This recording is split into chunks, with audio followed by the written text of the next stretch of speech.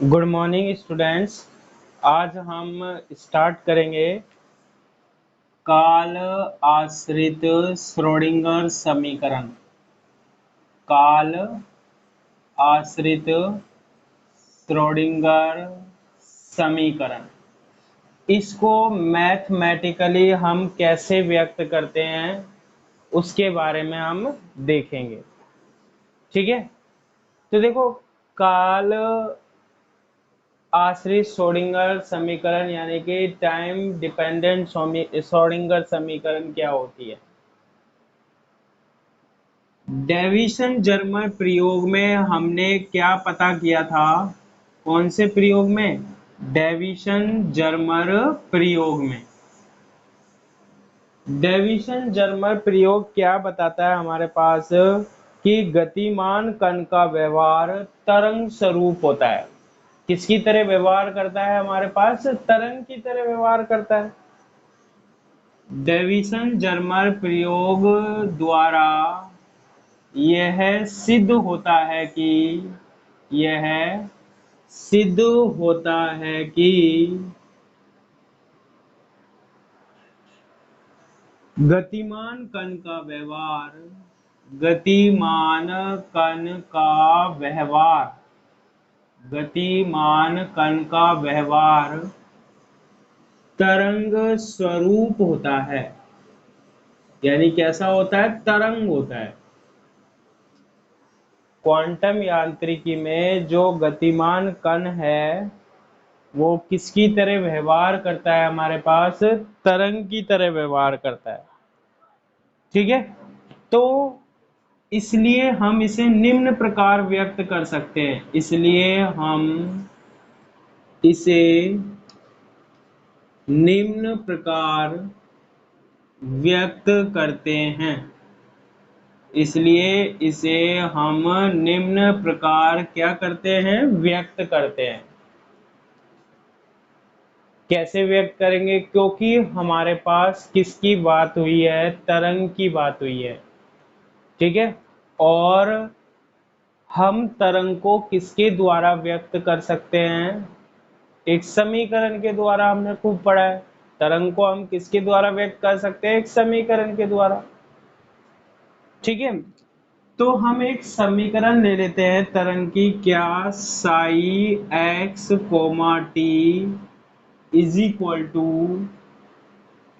ए into e की power minus iota omega t minus क्या? K x. ठीक है, ये हमारे पास क्या है? एक तरंग का समीकरण है। किसका समीकरण है हमारे पास? तरंग का समीकरण है। क्योंकि हमने गतिशील कण को किससे संबद्ध कर दिया है? एक तरंग से। यानी अब उसको हम किसके द्वारा व्यक्त कर सकते हैं? तरंग के द्वारा। Psi x comma t is equal to A into e की power minus iota omega t minus k x. जहां ए जो होता है ना, वो तरंग का क्या होता है? आयाम होता है। ए क्या होता है? तरंग का आयाम होता है। ओमेगा जो होता है वो क्या है? आवृत्ति होती है। ठीक है, फ्रीक्वेंसी होती है। और के क्या होता है हमारे पास? संचरण नियतांक होता है। तो अगर हम ये जो हमारे पास इक्वेशन है, इस इक्वेशन में यदि हम के को देखें, के संचरण नियतांक या तरंग सदिश कहलाता है। ठीक है, के की जो वैल्यू होती है हमने खूब पढ़ी है, क्या होती है? 2 पाई अपॉन लैम्बडा होता है। के इज इक्वल टू क्या होता है? 2 पाई अपॉन लैम्बडा होता है। फिर हमने पढ़ा है कि लैम्बडा बराबर से एच अपॉन क्या होता है? पी होता है। लैम्बडा बराबर से क्या होता है? एच अपॉन पी होता है। तो हम इसे ऐसे लिख सकते हैं, के बराबर से 2 पाई अपॉन लैम्बडा की जगह क्या लिख सकते हैं? एच अपॉन क्या? पी। इस पूरी समीकरण में हम सबसे पहले किसके बारे में डिस्कस कर रहे हैं, के बारे में। अब देखो एच कट बराबर होता है एच अपॉन 2 पाई के। तो ये देखो उल्टा है ना, ये P तो कहाँ चला जाएगा ऊपर, तो K बराबर P तो कहाँ चला गया ऊपर चला गया, और 2 पाई अपॉन एच को उल्टा कर दो 1 अपॉन, यानी एच कट लिख सकते हैं, यानी K की जगह हम क्या लिख सकते हैं P अपॉन एच कट लिख सकते हैं। K की जगह हम क्या लिख सकते हैं P upon h cut. Clear है ये वाली बात। ऐसे ही इसमें क्या आ रहा है, ओमेगा आ रहा है। ओमेगा जो होती है ना हमारे पास, वो क्या होती है, कोणीय आवृत्ति होती है तरंग में। ओमेगा क्या होती है, कोणीय आवृत्ति, जिसकी वैल्यू क्या होती है 2 पाई अपॉन टी होती है। ओमेगा की वैल्यू क्या होती है 2 पाई अपॉन टी। टी क्या होता है हमारे पास, आवर्त काल होता है।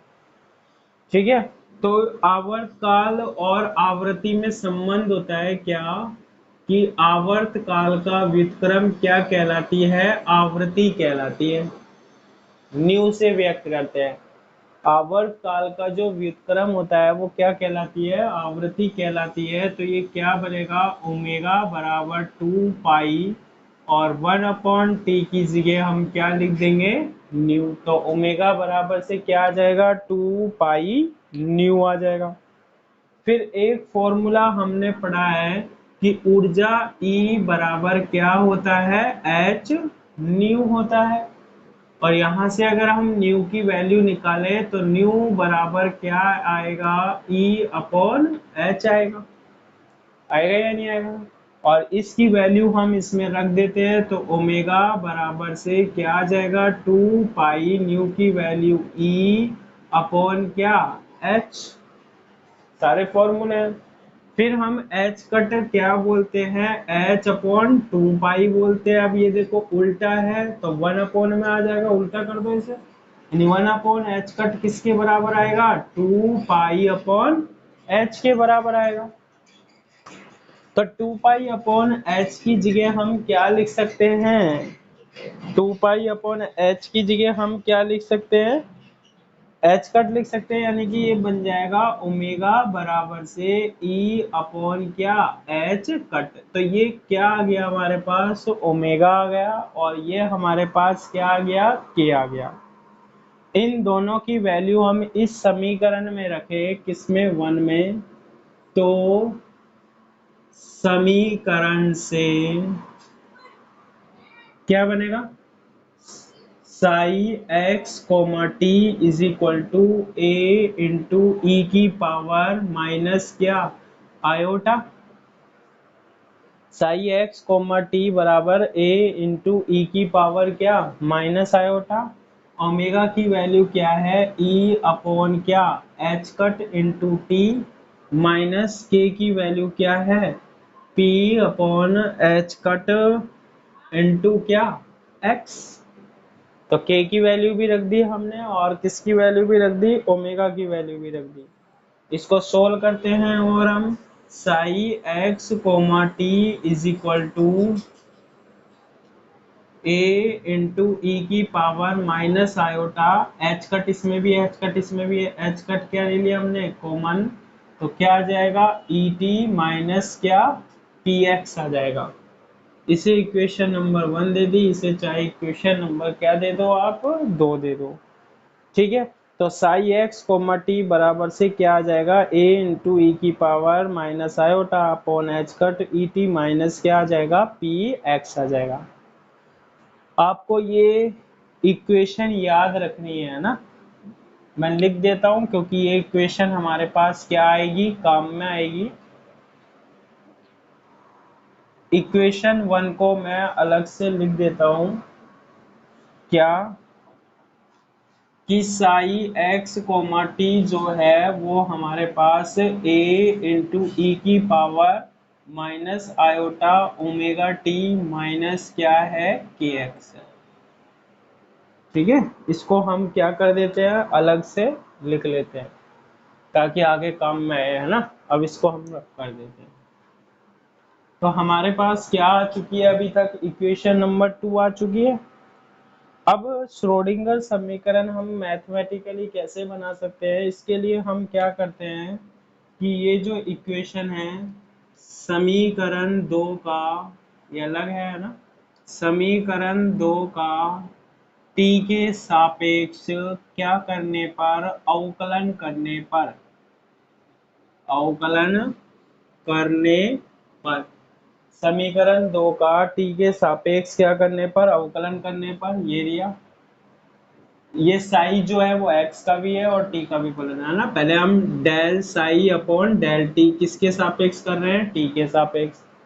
तो देखो a आ रहा है, a ऐसा कैसा रहेगा, e की पावर माइनस आयोटा क्या आ रहा है, h कट, और ई टी माइनस क्या आ रहा है, ps। तो पहले e की पावर का करेंगे तो क्या आएगा, e की पावर माइनस आयोटा h का t का ई टी माइनस क्या पी एक्स इनटू, अब हम किसका करेंगे, t का t के सापेक्ष 1, क्या बाहर आ जाएगा, minus iota e upon h cut. सीधा डिफरेंशियल करना हमें, सीधा सीधा। अब देखते हैं हम नेक्स्ट गुण क्या e अपॉन क्या, एच कट प्रदिश का a इंटू ई की पावर संकुचन। माइनस आयोटा, है ना, ओमेगा टी ठीक है, इसके बारे में पढ़ रहे हैं प्रदिश के संकुचन के बारे में। इक्वेशन ये क्या कहता है, काम में इस नियम के अनुसार, माइनस आयोटा अपॉन इस नियम के अनुसार आयोटा ई अपॉन क्या एच बार आ रहा है किसी ना। प्रदिश तो में, इसको हम क्या लिख किसी सकते हैं, प्रदिश अपॉन क्या, में, किसी प्रदिश में ये जो पूरा पद सहचर, है ये किसके बराबर लिख सकते हैं, और हम साई के किसी बराबर लिख प्रदिश सकते हैं। में सहचर और क्या आ रहा है प्रतिचर के, माइनस प्रतिचर के दो सूचकांक समान हो, और फिर दो क्या लिख देते हैं हम, सूचकांक समान हो, इतना रखने दो के बाद हम सूचकांक क्या हो, साई को तो इधर लेते समान हैं, हो, एच कट को तो इधर ले प्रदिश जाएं, की कोटि, तो हमारे पास क्या तो बनेगा, माइनस भी इधर ले जाए, प्रदिश की कोटि पहले से, आयोटा कहाँ आ गया, प्रदिश की कोटि पहले से कितनी, दो कम हो जाएगी। प्रदिश की कोटि पहले से कितनी कम हो जाएगी, दो कम हो जाएगी, है ना। कैसे समझा सकते हैं, इसके लिए हम क्या ले लेते हैं, दो प्रदिश ले लेते हैं, माना प्रदिश। एक तो मैंने ले लिया ए मिश्रित प्रदिश है, आई जे के एल एम, और दूसरा मैंने ले लिया क्या, A bar P Q R S T. अब इन दोनों में हम रिलेशन लिख सकते हैं, कैसे लिखेंगे, ए यहाँ आएगा P Q R S T, और यहाँ आएगा हमारे पास क्या ए, और क्या आएगा हमारे पास आई जे के एल एम, कितनी बार अवकलन, एक बार, ठीक है, इक्वेशन दो बार, आ गई हमारे पास, तीन बार, ठीक है, अब चार बार, x का और भी ये है क्या, और ये t का पांच भी है ना। तो बार। एक बार तो t का, अब इसको हम कैसे लिख सकते हैं, सबसे पहले हम प्रतिचर के लिए लिखें, प्रतिचर के लिए ऊपर बार आता है, तीन बार कहाँ बार आएंगे, ऊपर। सहचर यहाँ एस टी, सहचर में हमारे पास कहाँ बार आता है, नीचे बार आता है। अब इनकी घात लिख दो, प्रतिचर में पी क्यू आर, और इसमें क्या है, आई जे और के। सहचर में पहले इसके लिखते हैं एल एम, और फिर इसके लिखते हैं हम क्या, एस, और क्या आएगा, देखो ए आएगा, ठीक है। अब दो सेम करने हैं, पहले मैं के को किसके बराबर कर दूं, एम के बराबर कर देता हूं, करेंगे तो एज इट इज, ठीक है। के को किसके बराबर कर देते हैं हम, एम के, माना के बराबर से क्या कर दिया हमने, एम कर दिया, के बराबर से क्या कर दिया हमने, एम कर दिया। अगर के बराबर से एम करेंगे तो क्या होगा, A bar P Q R S T बराबर से, ठीक है, A P Q R S T बराबर से del x bar P upon del X I, del x bar Q upon del X क्या J, del x bar R upon del X K, del X L upon del x bar S, है ना। और पुनः m को हम किसके बराबर लिख सकते हैं, k के बराबर, तो डेल x बार t और a i j k और क्या आएगा, डेल x k से डेल x k क्या हो जाएगा हमारे पास, कैंसिल हो जाएगा।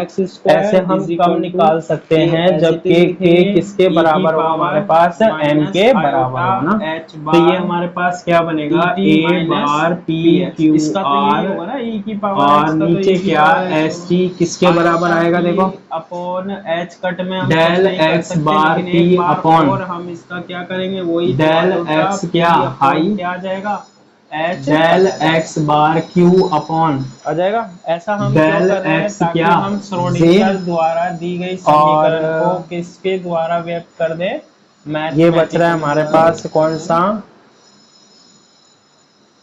ठीक ये है। बच रहे ऐसा हैं ना, करने पर हमारे पास क्या बन रहा है, r वाला बच रहा है, s वाला बच रहा है, del x square is equal to, अब देखो ठीक है, r वाला ये बच जो रहा है पूरा और पद है हमारे ये पास वापस से s वाला बच समीकरण रहा दो है। से, तो देखो ये बार बार वाले मैं समीकरण यहाँ किससे? सेम ले आता हूँ ना, दो क्या से क्या लिख डेल सकते हैं हम, x इस बार पूरी r और इसके नीचे इक्वेशन लिख को, देता ये हूँ मैं किसके इक्वल डेल है हमारे x पास, बार साई के t, इक्वल है हमारे पास, तो और फिर इसको क्या क्या लिख बचेगा, सकते हैं हम, डेल साई लिख x सकते l हैं, अपॉन, ठीक है। नीचे क्या आ रहा है, बच्चा देखो डेल x बार s और क्या आ रहा है, माइनस a वन i और j p k स्क्वायर और और नीचे h क्या आ जाएगा, तो क्या l बनेगा, m p आ जाएगा। स्क्वायर और अपॉन m की जगह भी हम क्या लिख सकते हैं, k तो डेल लिख स्क्वायर सकते साई हैं, upon del x square is equal to ठीक आ है। गया हमारे अब पास, क्रोनेकर डेल्टा ठीक की है। परिभाषा पढ़ी थी, delta i j is equal to क्या होता है, वन, जब आई इज इक्वल टू जे और आई is not equal to j तो ये जीरो होता है। ऐसे ही डेल्टा बार आई जे भी हम क्या लिख सकते हैं, वन जीरो, जब आई इज इक्वल टू जे और आई is not equal to P J, square psi, equation number ठीक है। दे देते हैं हम क्या, अब देखो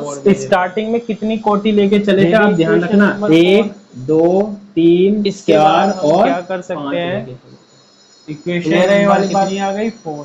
तो देखो अब इसको हम सारा कैसे लिख हम सकते हैं, रख कर रहे देखो कौन सी a इक्वेशन धरते हैं बार हम, p केवल q equation r number third और s t बराबर से नंबर 4 को देखते ये हैं, लिख है ना। सकते हैं हम डेल x इससे बार पहले अपॉन इनको यूज करने से डेल पहले x हम i डेल x एक बार कण q की, अपॉन क्योंकि डेल कण x गतिशील j है और ये त्वरण के आर रूप टी में है, तो इसको कण लिख की जो सकते हैं कुल ऊर्जा क्रोनेकर होती है डेल्टा हमारे आर पास, टी कण और की डेल एक्स कुल एल ऊर्जा अपॉन होती है E डेल बराबर एक्स वो बार क्या एस होती है, गतिज और ऊर्जा ए।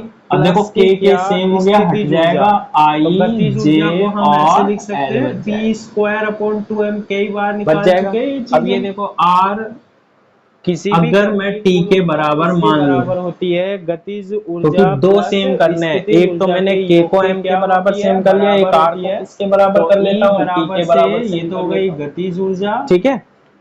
तो देखो और हमको क्या दूसरी करना हो है, गई हमारे पास क्या, पहले से दो कम हो जाएगी, पहले ध्यान काइनेटिक हाँ, एनर्जी, कितने और अवकलन थे, दूसरी क्या, पोटेंशियल एनर्जी है ना, 3 गतिज ऊर्जा और 4 स्थितिज ऊर्जा हो 5, गई। तो अब दो कम हो जाएंगे तो साई कितने से बचेंगे क्या हमारे कर पास, देते हैं केवल हम, 3 गुना कर बचेंगे, है ना, देते हैं हम। जब हम साई दो से सेम कर क्या देंगे, एक करने तो हमने पर, गुना के को एम करने के पर, बराबर तो कर ये दिया और क्या एक आर बनेगा, को किसके बराबर कर दिया, टी के साई बराबर कर बराबर दिया, से तो 3 बन पी जाएंगे। अब ये स्क्वायर अपॉन देखो 2m कैसे बनेगा, इंटू साई प्लस क्या बी साई बन गया, आर बराबर टी कर दिया तो ये बनेगा बन गया। ए बार पी अब क्यू देखो आर इक्वेशन थर्ड एस और टी इक्वेशन बराबर से 4 से क्या रखते हैं हम, और मान रखते डेल हैं। एक्स बार टी समीकरण अपॉन 3 व डेल एक्स आई समीकरण डेल 4 एक्स से बार क्यू अपॉन क्या डेल रखने एक्स पर, मान जे, रखने क्योंकि पर। मैंने आर बराबर से क्या लिख दिया है, समीकरण टी 3 लिख दिया हमारे है, तो पास इसकी किसकी वैल्यू वैल्यू ले कितनी हो रही है, जाएगी, ई एक हो साई की। जाएगी, और यहाँ भी इसमें आर रखें ई बराबर साई क्या की लिख दें, जगह हम क्या लिख टी लिख सकते हैं, देंगे, आयोटा एच कट तो डेल साई इसकी वैल्यू अपॉन डेल कितनी हो टी। जाएगी, फिर आर बराबर टी होते ही एच इससे कट डेल इससे साई एक हो अपॉन क्या, जाएगी, तो ये डेल बनेगा t del x is l equal to upon del x bar s और ई साई ए की वैल्यू, आई ई जे साई की वैल्यू क्या है ना, एल। अब देखो is r r equal same to हो रहा है, ये बन रहा है हमारे तो पास इसकी वैल्यू पी कितनी होगी स्क्वायर 1, तो साई बन केवल क्या रहा है, बचेगा ए बन रहा है नहीं बार बन रहा। टी तो देखो minus P H Q cut और स्क्वायर नीचे डेल क्या square S is psi equal to upon del क्या, X bar del P X upon del x square I बन जाएगा। डेल और एक्स नीचे बार क्यू 2m है अपॉन तो डेल 2m एक्स का जे क्या दे दो, और भाग दे डेल दो, एक्स प्लस एल क्या अपॉन बन डेल जाएगा, x v bar psi s बन जाएगा। और ए आई ठीक जे है, एल, क्या ये बन जाएगा हमारे पास क्या आ वी गया। साई बन जाएगा। देखो आप कितनी तो ये कोटि जो हो गई हमारे समीकरण पास, आ गई घटकर हमारे 3, पास, पहले कौन अवकलन सी कितने थे, समीकरण, स्टार्टिंग में लेके चले थे आयोटा 5, अब कितने हो एच गए कट 3, डेल 2 तो सुपर साई स्क्रिप्ट बचा अपॉन और एक डेल क्या टी बचा हमारे बराबर पास, से बचा माइनस एच कट ठीक है, स्क्वायर अर्थात अपॉन 2m, फिर क्या आ रहा है अर्थात del square psi upon del x कोटि स्क्वायर प्लस क्या 5 से साई। घटकर इसे ही कितनी हम रह क्या जाती है? बोलते हैं, 3 काल रह आश्रित जाती श्रोडिंगर है। समीकरण, क्योंकि ये 5 से केवल घटकर एक कोटि अक्ष कितनी के रह जाती है सापेक्ष हमारे है, पास? एक्स अक्ष के 3 रह सापेक्ष है जाती ना, है। एक विमीय। इसे एक विमीय काल आश्रित, यानी जो समय पर डिपेंड करे, काल आश्रित श्रोडिंगर समीकरण कहते हैं, श्रोडिंगर समीकरण कहते हैं। एक विमीय काल आश्रित श्रोडिंगर समीकरण कहते हैं किसे? Iota H bar del psi upon del T, iota H cut del psi upon del T minus H cut square upon 2m del square psi upon del x square plus ये V psi. यदि हम त्रिविमीय की बात करें, किसकी बात करें? त्रिविमीय की बात करें, तो त्रिविमीय में क्या होगा देखो, iota H cut del psi upon del t तो हम लिखेंगे ही, माइनस एच कट 2m में कुछ नहीं कर सकते। अब ये देखो x के सापेक्ष था ना केवल, अब किसके सापेक्ष रहेगा? y और z के सापेक्ष। तो क्या बनेगा? Del square psi upon del x square, दूसरा del square psi upon del Y square plus del square psi upon del Z square plus V psi. तो iota H cut del psi upon del T is equal to minus H cut square upon 2m। इसे हम ऐसे लिख सकते हैं, del square upon del x square plus del square upon del Y square plus del square upon del Z square, बाहर Sai plus V Sai. और ये किसके बराबर होता है? संकारक के बराबर। Iota H cut del psi upon del T is equal to minus H cut square upon 2m, ये किसके बराबर होता है? डेल्टा स्क्वायर के बराबर। और साई आ रहा है साई प्लस वी साई। ये क्या कहलाता है हमारे पास? त्रिविमीय श्रोडिंगर समीकरण कहलाता है। ठीक है।